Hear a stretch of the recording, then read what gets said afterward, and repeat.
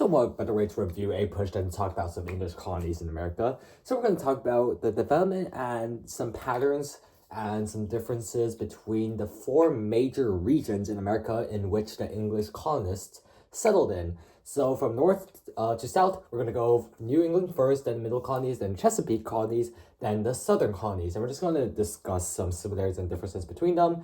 And yeah, hopefully I get most of my concepts right because, it's been a while since I reviewed this, but yeah, here we go. So we're going to start with the New England colonies. So the New England colonies consisted of the northern colonies, such as, even northern actually, it's like Massachusetts, Connecticut, Rhode Island, etc. Somewhere up there. So the people who moved there usually came in family groups, and they usually were Puritan separatists who were basically members of the Puritan belief, obviously.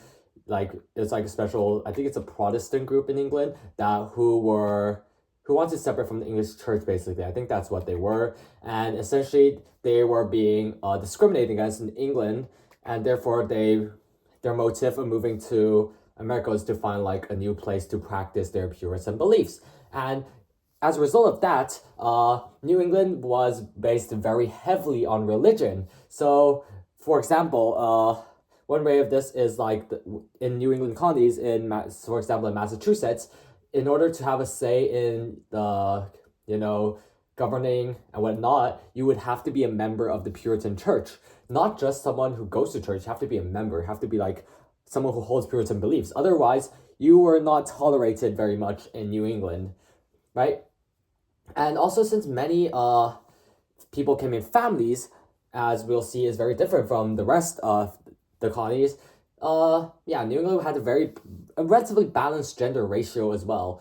And yeah, since New England, there wasn't much space compared to South as for farming. They did not have like large plantations that you would see in the South. Instead, most of the farming they did was for subsistence, whatever, I forgot the word only, meaning that they weren't really, using it to gain monetary, profits. Instead, their main profits came from the sea near them and the natural surroundings. So most of their exports were stuff like lumber, not fish, but like lumber, shipbuilding. I think shipbuilding, I'm actually not sure. But basically, yeah. So that's basically New England in a nutshell. So let's move on to middle colonies. The middle colonies, it's kind of a mixed bag in the middle colonies. Middle colonies were like stuff like Pennsylvania, or stuff like New York, stuff like that. So the biggest thing about the middle colonies is that they were known as the breadbasket colonies because they had a really good grain cultivation system. They were great on grain. So yeah, that was their biggest thing regarding farming. And another thing you should know about the middle colonies is that they were much more religiously tolerant than New England. So, especially Pennsylvania, founded by William Penn, was basically built to be like a hub where people would, could have religious tolerance. And yeah, so because of that, the middle colonies tended to have the most religious tolerance out of all four regions. So, yeah. And as for exports, New York, for example, was a major trading port. Therefore, they were doing pretty well in exports. And like I said, it was mostly used for grain and stuff. Yeah, middle colonies is kind of like a mixture of New England and the Chesapeake region. So it's because they are in the middle, right, geographically. And mostly, quite literally, there are the middle colonies. So let's move on to Chesapeake. The Chesapeake is like the Virginia, Maryland area. And in the Chesapeake region, there were much more land for plantations and all that.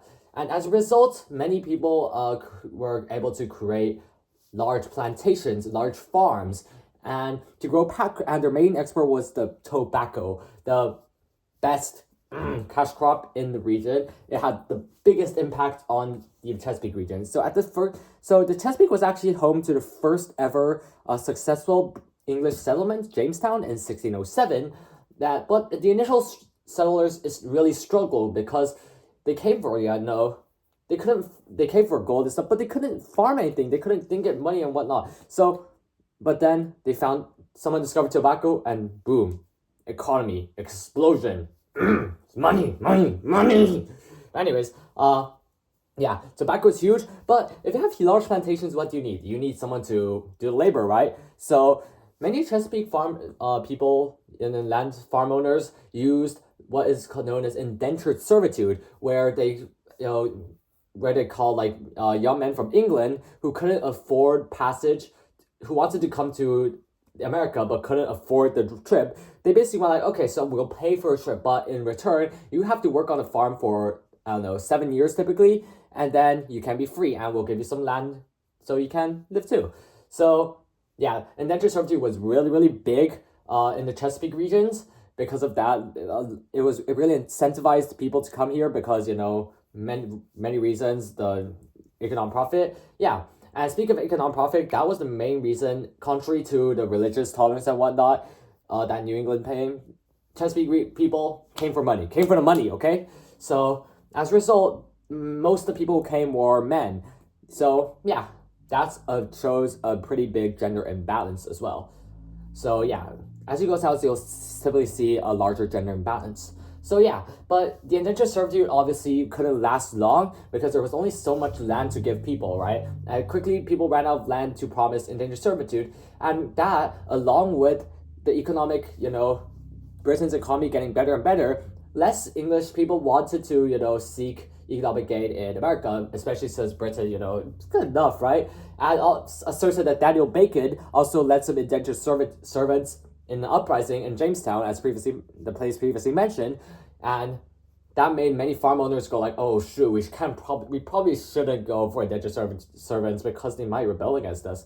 So what did they go to? Slavery, of course. So slavery was so much cheaper than indentured servants, and so they imported slaves from Africa, right? And since slaves were basically treated as property in the way that as chattel slavery, they were extremely cheap, and even better, you didn't even need to give them holidays. You could just let them do whatever you wanted to them do. So it was a perfect system for them, at least. So yeah, eventually the Chesapeake region transitioned to slavery, and yeah.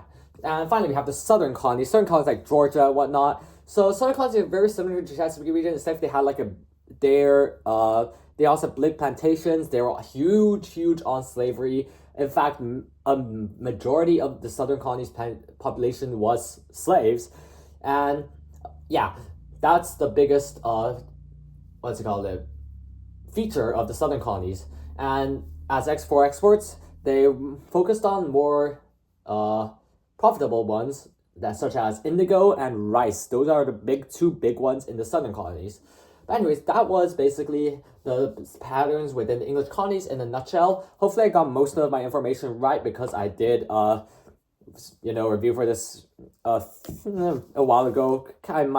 There might be some nuances that I did not get 100% correct. So if that is the case, yeah, hopefully I got most of it correct though, but I do apologize if anything was slightly inaccurate. So anyways, that is it. Thanks.